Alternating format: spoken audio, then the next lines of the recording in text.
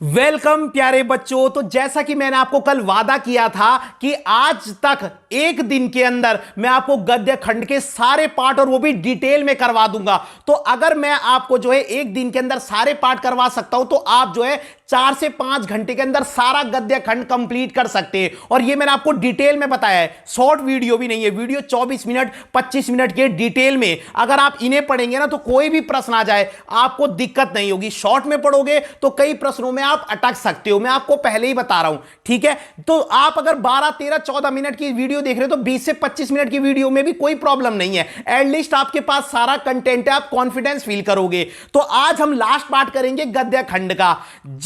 तो ये जो लास्ट पार्ट है गद्य खंड का, ये 2 चैप्टर हैं, राइटर एक ही है, भीमराव अंबेडकर जी। इनके 2 चैप्टर हैं आपके सिलेबस में। एक तो है श्रम विभाजन और जाति प्रथा, क्लियर है, और दूसरा चैप्टर है मेरी कल्पना का आदर्श समाज। तो इसी वीडियो में हम दोनों चैप्टर के इंपॉर्टेंट क्वेश्चन करेंगे और इस चैप्टर से हर साल क्वेश्चन आता है, हर साल। क्लियर हो गई बात। तो सबसे पहले हम क्या करेंगे, समझो इसे। सबसे पहले हम करेंगे श्रम विभाजन और जाति प्रथा के क्वेश्चन आंसर। ये भीमराव अंबेडकर जी का चैप्टर है, ठीक है। श्रम विभाजन और जाति प्रथा, इसका मतलब पता क्या होता है? श्रम विभाजन का मतलब होता है काम का बंटवारा, और किसके अकॉर्डिंग? जाति के अकॉर्डिंग। क्या तुम जाति के अकॉर्डिंग काम का बंटवारा चाहते हो? अगर हम बोले कि यार ये इस जात का बच्चा है, इसको यही काम करना चाहिए क्योंकि ये जात जो है इसी काम के लिए बनी है, तो क्या आप उससे एग्री करोगे? बिल्कुल भी नहीं करेंगे। ऐसा कोई नहीं है। छोटी जात का इंसान हो, बड़ी जात का इंसान हो, छोटी बड़ी कोई जात नहीं होती है, लेकिन ये लोगों के बनाए हुए, समाज का बनाया हुआ कि छोटी जात का है, बड़ी जात का है, इंसान तो इंसान है। तो अगर हम बोलेंगे डॉक्टर का बेटा डॉक्टर ही बनना चाहिए, तो क्या ये सही है? बिल्कुल सही नहीं है। क्या पता बेटा आईएएस ऑफिसर डिजर्व करता हो, क्या पता बच्चा एक अच्छा डांसर बन सके, तो हम ये नहीं सोच सकते। लेकिन माता पिता कई बार बच्चों को फोर्स करते हैं। तो इस चैप्टर में वही बताया है कि कभी भी काम का बंटवारा जाति के अनुसार नहीं होना चाहिए, प्री प्लान नहीं होना चाहिए कि हमने अपने बच्चे को यह बनाना है तो वही बनाएंगे। इसमें भीमराव अंबेडकर जी ने इसका विरोध किया है। देखो, अब पहला प्रश्न बहुत इंपॉर्टेंट है। जाति प्रथा को श्रम विभाजन का एक रूप ना मानने के पीछे अंबेडकर जी ने क्या क्या तर्क दिए अपने, या जाति प्रथा में क्या क्या दोष है? यह प्रश्न ऐसे भी आ सकता है। जाति प्रथा को, ठीक है, श्रम विभाजन का एक रूप ना मानने के पीछे, मतलब जाति प्रथा के अकॉर्डिंग काम का बंटवारा नहीं होना चाहिए, इसके समर्थन में अंबेडकर जी ने क्या क्या तर्क दिए, या जाति प्रथा में क्या क्या दोष होते हैं। अगर तुम जाति प्रथा के अनुसार काम का बंटवारा करोगे तो क्या क्या प्रॉब्लम होंगी। यह प्रश्न बहुत इंपॉर्टेंट है। देखो, इतना सरल आंसर है ना, बस आपने बीच बीच के वर्ड याद करने। देखो, इसमें बच्चे की रुचि को नहीं देखा जाता। बिल्कुल सही बात है। तुमने कहां देखी बच्चे की रुचि? तुमने तो पहले से बोल दिया कि अरे तू इस जात का है, तुझे यही बनना है, जबकि वो तो उससे भी बेटर डिजर्व करता था। तो इसमें बच्चे की रुचि को नहीं देखा जाता, इसमें बच्चे की क्षमता को नहीं देखा जाता, क्षमता माने कैपेबिलिटी, और इसमें बच्चे की योग्यता को नहीं देखा जाता। तो 3 वर्ड तो ये रट्टा ही मान लो, रुचि, क्षमता, योग्यता। रुचि माने इंटरेस्ट, क्षमता कैपेबिलिटी, योग्यता एबिलिटी। तो इसमें यही तो दोष है। इसमें बच्चे की रुचि को नहीं देखा जाता, इसमें बच्चे की क्षमता को नहीं देखा जाता, इसमें बच्चे की योग्यता को नहीं देखा जाता। क्लियर हो गया। और इसमें बच्चे को जबरदस्ती क्या होता है? इसमें बच्चे को जबरदस्ती किसी काम में लगा दिया जाता है, ठीक है। तो 4 पॉइंट तो यही हो गए। पेज थोड़ा वो हो गया है, कोई प्रॉब्लम नहीं है, ठीक है। देखो, तो जाति प्रथा के अनुसार अगर हम श्रम का विभाजन करेंगे तो क्या क्या प्रॉब्लम आएंगी। मैंने पहले ही बोला, इसमें बच्चे की रुचि को नहीं देखा जाता, इसमें बच्चे की क्षमता को नहीं देखा जाता, इसमें बच्चे की योग्यता को नहीं देखा जाता, इसमें बच्चे को जबरदस्ती किसी दूसरे काम में लगा दिया जाता है जो वो नहीं करना चाहता।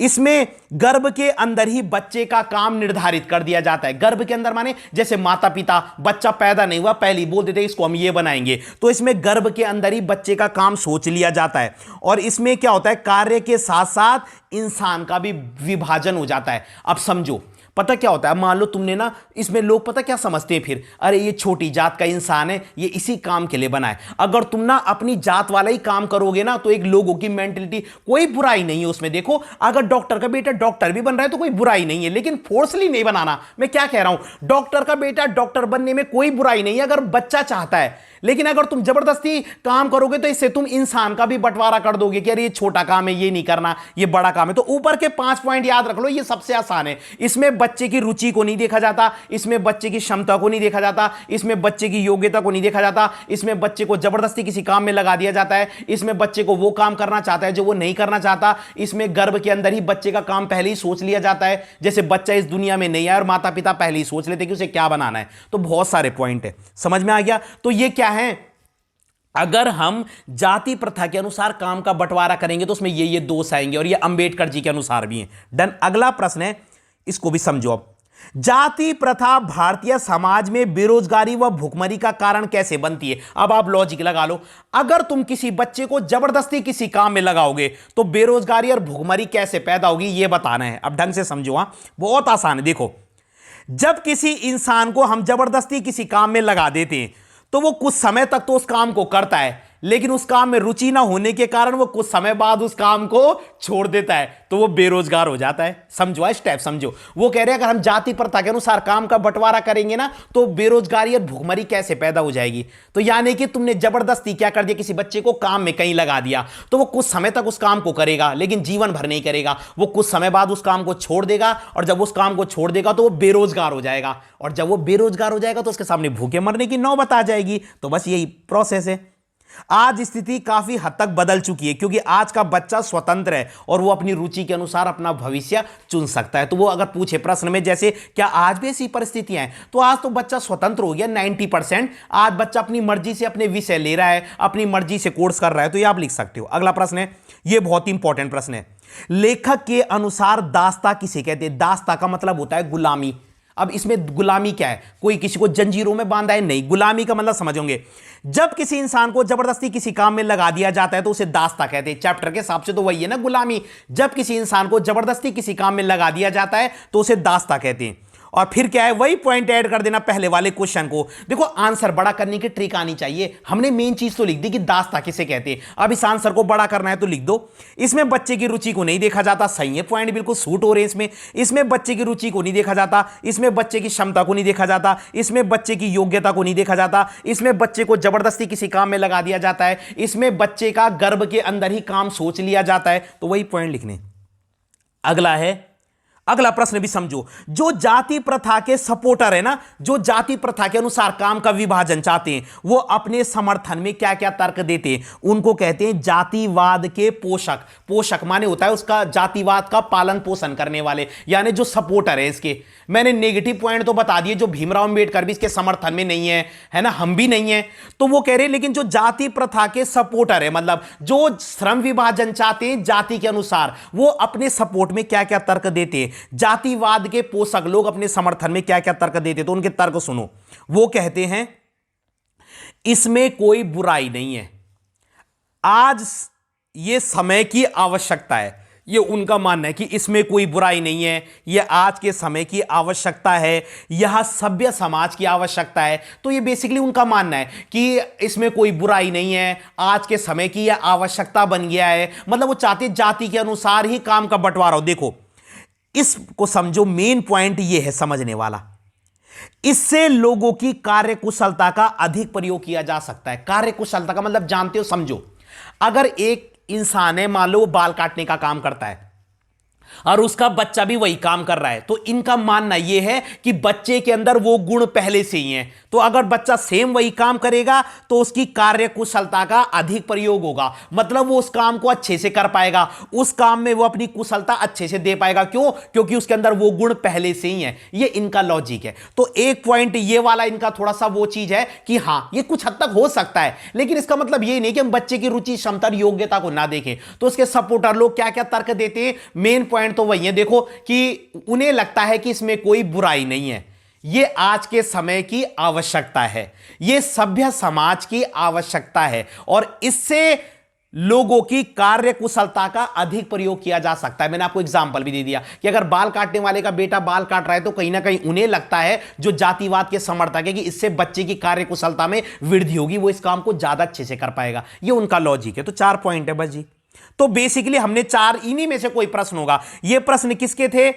श्रम विभाजन और जाति प्रथा के। पहला प्रश्न, इसमें क्या क्या बुराइयां हैं आपको पता होना चाहिए। अंबेडकर जी ने क्या क्या बुराइयां बताइए। दासता किसे कहते हैं, जाति प्रथा कैसे बेरोजगारी और भुखमरी बनती है, और इसके समर्थन वाले इसके क्या तर्क देते हैं। डन। अगला है मेरी कल्पना का आदर्श समाज। अब भीमराव अंबेडकर की नजर में एक आइडियल सोसाइटी फिर क्या होती है, संग से समझो। भीमराव अंबेडकर जी की नजर में फिर एक आदर्श समाज क्या है। तो भीमराव अंबेडकर जी की नजरों में आदर्श समाज के लिए तीन चीजें होना जरूरी है, याद कर लो इनको। पहली हेडिंग स्वतंत्रता। स्वतंत्रता का मतलब आप समझ गए होंगे, बच्चे को उसकी मर्जी के अनुसार काम करने देना। दूसरा समानता। समानता का मतलब है हिंदू मुस्लिम सिख ईसाई सब में भेदभाव नहीं करना। और तीसरा है भाईचारा। भाईचारा का मतलब होता है मिलकर आगे बढ़ना, किसी का शोषण नहीं करना, एक दूसरे की मदद करना। तो ये तीन पॉइंट याद रखना, स्वतंत्रता, समानता, भाईचारा। यही भीमराव अंबेडकर जी की नजरों में एक आदर्श समाज है। फिर इनको एक्सप्लेन भी करना है, जो हम आगे भी करेंगे। स्वतंत्रता, समानता, भाईचारा। स्वतंत्रता का मतलब अपनी मर्जी से काम करने की स्वतंत्रता। समानता का मतलब किसी भी जाति धर्म में भेदभाव ना करना। और भाईचारे का मतलब होता है ब्रदरहुड, मिलकर आगे बढ़ना, है ना, एक दूसरे की हेल्प से आगे बढ़ना। अब प्रश्न देखो, यह प्रश्न बहुत आता है। शारीरिक वंश परंपरा और सामाजिक उत्तराधिकार की दृष्टि से मनुष्यों में असमानता रहने के बावजूद भी अंबेडकर जी समता को क्यों इंपॉर्टेंट मानते। समझो प्रश्न को। वो कह रहे हैं शारीरिक वंश परंपरा से सारे लोग अलग अलग होते। शारीरिक वंश परंपरा माने कुछ लोग लंबे होंगे, कुछ चौड़े होंगे, कुछ हाइट में छोटे होंगे, कुछ बुद्धिमान होंगे, कुछ थोड़े मूर्ख भी होंगे दिमाग से। तो शारीरिक वंश परंपरा से हर लोग अलग होते हैं। और सामाजिक उत्तराधिकार, सामाजिक उत्तराधिकार का मतलब होता है सोसाइटी में कुछ अमीर होंगे, कुछ गरीब होंगे, कुछ हाई स्टैंडर्ड के होंगे, कुछ कम स्टैंडर्ड के होंगे। तो वही है।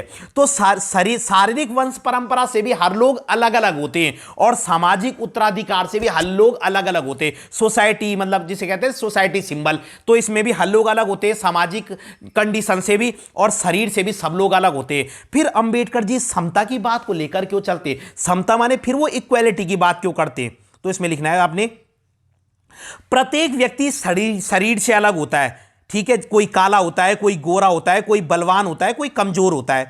प्रत्येक व्यक्ति परिवार से भी अलग होता है। अब मैं देखो सामाजिक उत्तराधिकार वाले पॉइंट को एक्सप्लेन कर रहा हूं। पहले वाले मैंने शारीरिक वंश परंपरा वाला एक्सप्लेन करा। शारीरिक वंश परंपरा में क्या लिखोगे, प्रत्येक व्यक्ति शरीर से अलग होता है। कोई लंबा होता है, कोई चौड़ा होता है, कोई छोटा होता है, कोई गैठा होता है, कोई काला होता है, कोई गोरा होता है, कोई खूबसूरत होता है, कोई कम खूबसूरत होता है, ठीक है, वही तो है। और सामाजिक उत्तराधिकार का मतलब है प्रत्येक व्यक्ति परिवार से भी एक जैसा नहीं होता। कोई अमीर होता है, कोई गरीब होता है, किसी को सारी सुविधाएं मिलती है, किसी को नहीं मिलती।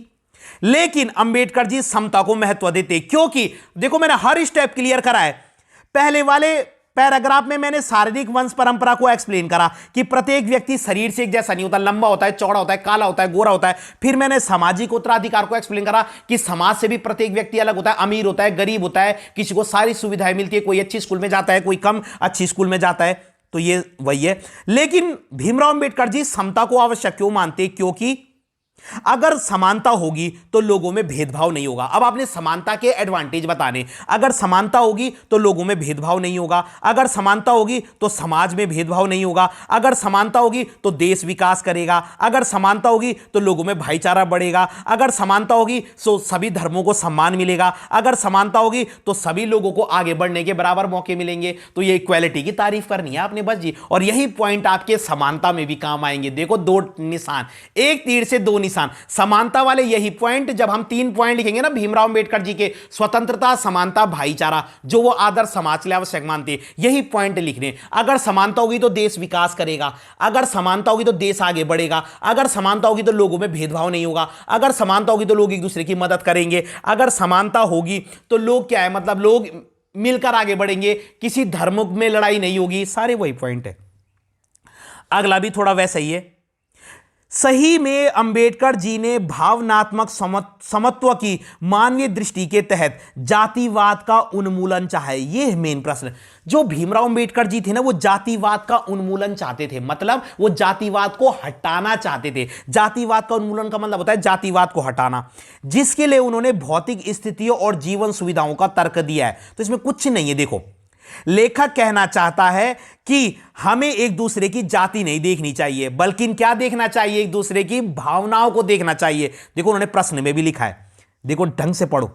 वो भावनात्मक समत्व को महत्व देते हैं और जातिवाद का उन्मूलन चाहते हैं। प्रश्न डिफिकल्ट लगता है, होता नहीं है। इसका मतलब भीमराव अंबेडकर जी जातिवाद को पसंद नहीं करते थे और वो भावनात्मक समत्व को महत्व देते थे। यानी भीमराव अंबेडकर जी चाहते थे कि हमें एक दूसरे की जाति नहीं देखनी, एक दूसरे की भावनाओं को समझना है, एक दूसरे से भावनाओं से जुड़ना है। और उसके बाद लिख देना, जब हम किसी इंसान को जबरदस्ती किसी काम में लगा देते हैं वही, तो उसकी उस काम में कम रुचि होती है, कुछ समय बाद उस काम को छोड़ देता है, बेरोजगार हो जाता है। और जब इंसान बेरोजगार हो जाता है तो सामने भूखे मरने की नौबत आती है। तो कुछ भी नहीं है, प्रश्न खाम का इतना बड़ा है। यह आधा तो मैं आपको पहले ही बता चुका हूं। बस आपको इतना याद रखना है कि भीमराव अंबेडकर जी जातिवाद को पसंद नहीं करते थे। वो कहते थे हमें इंसान की जाति नहीं देखनी, हमें उसकी भावनाओं को देखना। और फिर वही पुराना लिख देना।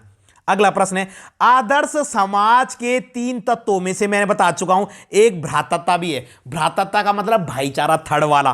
तो अपने आदर्श समाज में स्त्रियों को भी सम्मिलित किया है। अब भाईचारे का मतलब यह नहीं है कि लड़कों में भाईचारा हो, इसमें तुमने लड़कियों की भी इक्वालिटी की बात करनी है। तो समझो प्रश्न क्या कह रहे हैं। वो कह रहे हैं आदर्श समाज में ना भीमराव अंबेडकर ने भाईचारा वर्ड यूज करा है, तो क्या भाईचारे में उन्होंने केवल लड़कों को लिया है या स्त्रियों को भी सम्मिलित किया है?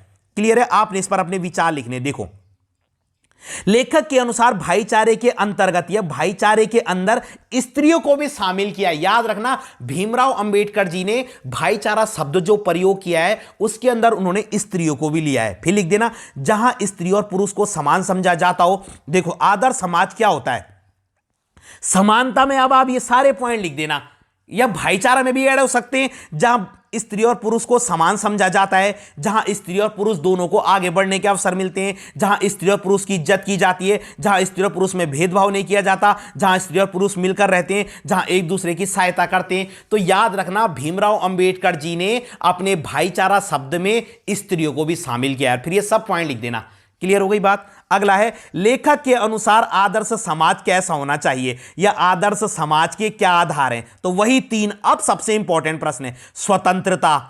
स्वतंत्रता में क्या लिखोगे? मैंने पहले ही बताया, इंसान को उसकी रुचि के अनुसार काम करना चाहिए, इंसान को उसकी क्षमता के अनुसार काम करना चाहिए, इंसान को उसकी योग्यता के अनुसार काम करना चाहिए, इंसान को जीवन जीने की स्वतंत्रता होनी चाहिए, आने जाने की स्वतंत्रता होनी चाहिए, अपनी जीवन की रक्षा करने की स्वतंत्रता होनी चाहिए। तो यह सब स्वतंत्रता में लिखोगे। जीवन जीने की स्वतंत्रता, आने जाने की स्वतंत्रता, अपने जीवन की रक्षा की स्वतंत्रता, अपनी मर्जी से काम करने की स्वतंत्रता। अब समानता में क्या है? समानता का मतलब है वही, हिंदू मुस्लिम सिख ईसाई में भेदभाव नहीं होना चाहिए, स्त्री और पुरुष को समान समझना चाहिए, सभी को आगे बढ़ने के बराबर मौके मिलने चाहिए। भाईचारा में क्या लिखोगे? वही, सभी लोग मिलकर काम करेंगे, अमीर गरीब मिलकर साथ रहेंगे, एक दूसरे की बुराई नहीं करेंगे, एक दूसरे का शोषण नहीं करेंगे, सभी धर्मों को सम्मान देंगे। वही वाले पॉइंट है। तो याद रखना है, भीमराव अंबेडकर जी ने ना, ढंग से समझो, आदर्श समाज के 3 तत्व बताएं, स्वतंत्रता,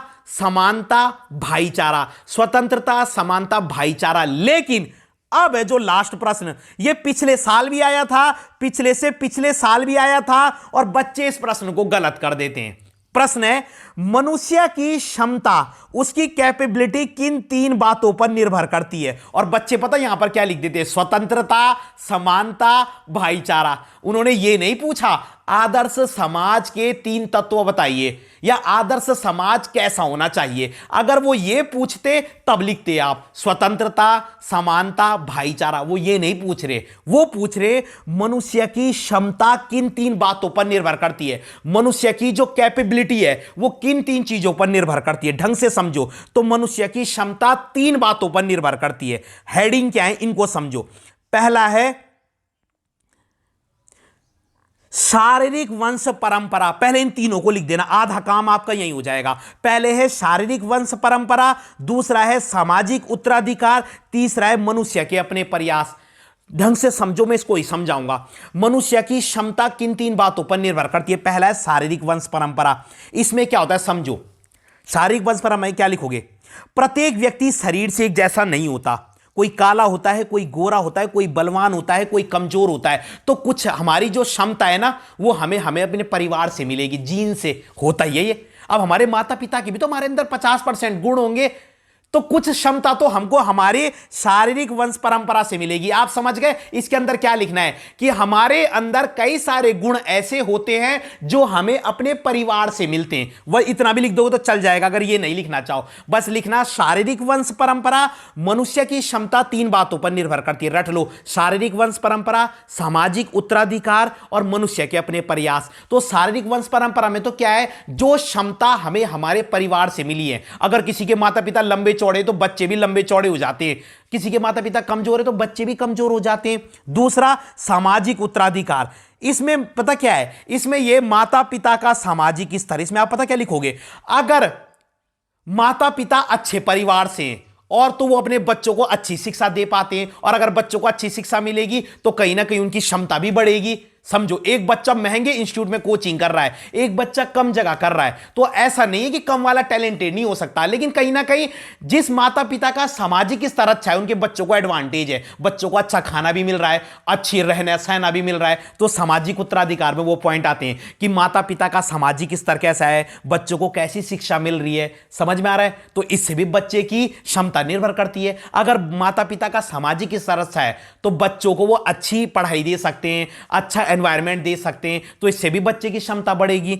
और अब तीसरा वाला क्या है, इसे भी समझो, इंसान के अपने प्रयास। ये एक ऐसा पॉइंट है जो ऊपर 2 से डिफरेंट है। इसमें यह बताना है कि चाहे कोई बच्चा गरीब परिवार से हो या किसी बच्चा शारीरिक रूप से अच्छा ना हो, मतलब शारीरिक रूप से कमजोर हो, तो ऐसा नहीं है कि वो अपने प्रयास से आगे नहीं बढ़ सकता। तो मनुष्य की क्षमता इस पर भी निर्भर करती है, इंसान के अपने प्रयास। अगर तुम शारीरिक वंश परंपरा से अच्छे हो, तुम सामाजिक उत्तराधिकार से भी अच्छे हो, लेकिन तुम अपने प्रयास नहीं करोगे तो तुम जीवन में कुछ नहीं कर सकते। तो तीनों चीजें जरूरी हैं। तो मनुष्य की क्षमता शारीरिक वंश परंपरा पर भी निर्भर करती है, क्योंकि माता पिता के कई गुण हमारे अंदर आ जाते हैं। दूसरा था सामाजिक उत्तराधिकार, अगर माता पिता का सामाजिक स्तर अच्छा है तो बच्चों की क्षमता बढ़ती है। और तीसरा है इंसान के अपने प्रयास, कि इंसान जितनी मेहनत करता है उसको उतना फल मिलता है। तो यह प्रश्न बहुत आता है, तो कंफ्यूज मत होना दोनों में। आदर्श समाज के 3 तत्व हैं, स्वतंत्रता, समानता, भाईचारा और मनुष्य की क्षमता। इन 3 बातों पर निर्भर करती है। शारीरिक वंश परंपरा, इसमें जिसमें वो चीजें आती है जो हमें अपने परिवार से मिली हैं। सामाजिक उत्तराधिकार, इसमें माता पिता का सामाजिक स्तर कैसा है, अगर बच्चे को अच्छी पढ़ाई मिल रही है, अच्छे स्कूल में जा रहा है तो बच्चे की क्षमता बढ़ती है। और तीसरा है मनुष्य के अपने प्रयास, इसमें वही है कि बच्चा चाहे कैसे भी परिवार से हो, उसका सामाजिक स्तर कैसा भी हो, लेकिन वो मेहनत करके सब कुछ बदल सकता है। डन। तो अगर आपको वीडियो पसंद आई हो तो लाइक कीजिएगा, कमेंट कीजिएगा, और आपका गद्य खंड का सिलेबस भी अब कंप्लीट हो गया है और डिटेल में हुआ है, बहुत अच्छे से हुआ है। ठीक है, तो चैनल को अधिक से अधिक शेयर कीजिएगा, वीडियो को लाइक जरूर कीजिएगा, और कमेंट बॉक्स में कमेंट सेक्शन खुला है, ढेर सारे प्रश्न पूछिएगा। धन्यवाद।